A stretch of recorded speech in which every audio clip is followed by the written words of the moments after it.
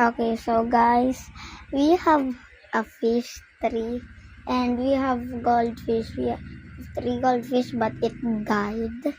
And we have new ones, but yeah, there's one betta fish, but I don't know that other two. Here we go. Sige na. Ito this is the betta fish, and I don't know what is this called. The black and white, and this black, yeah, and orange. Yeah. So, what should I name them? So, the starting letters is gonna go in the comments. Pick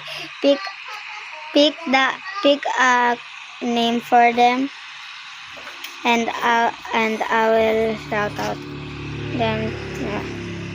Bye guys. And guys, there are boys. There are all boys. So pick a boy's name in here. There. Yeah. Bye. See ya.